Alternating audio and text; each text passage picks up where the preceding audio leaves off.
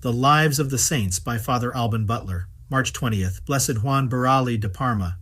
John Buralli, 7th Superior General of the Franciscans, was born in Parma in 1209 and was already teaching logic when, at the age of 25, he entered the Franciscan Order. He was sent to Paris to continue his studies and, after being ordained, was sent to teach and preach in Bologna, Naples, and Rome.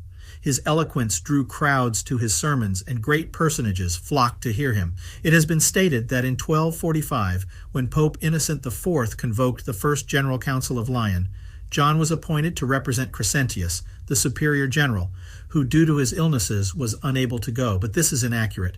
The friar who went to the council was named Bonaventure of Isco.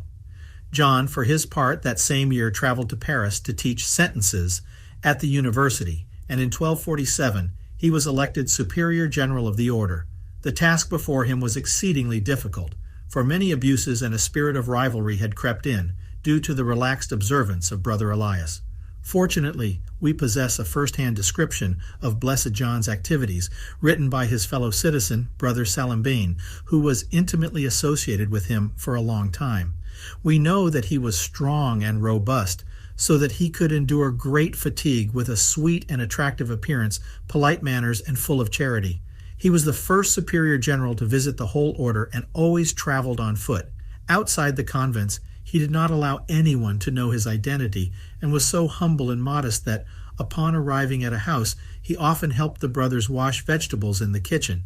A lover of silence and recollection, he was never heard an idle word, and when he was dying, he admitted that he would have to give a greater account of his silence than of his words.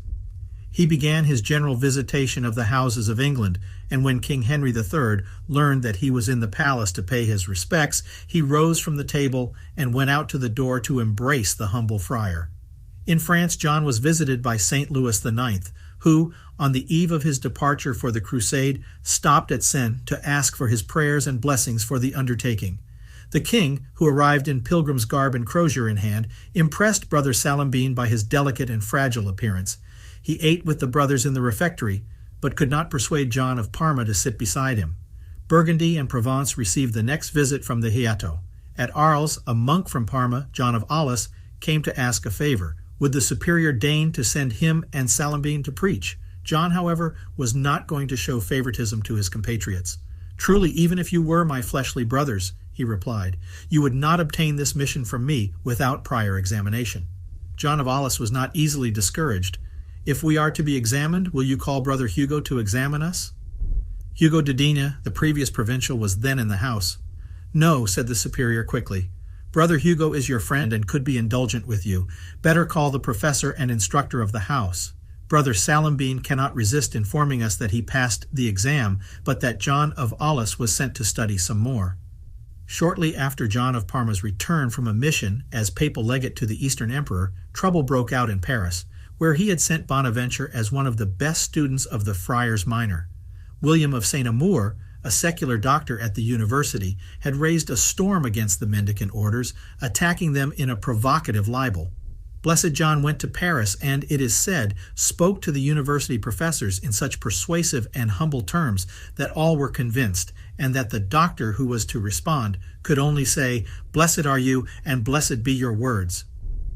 The storm having subsided, the superior general devoted himself to the restoration of discipline.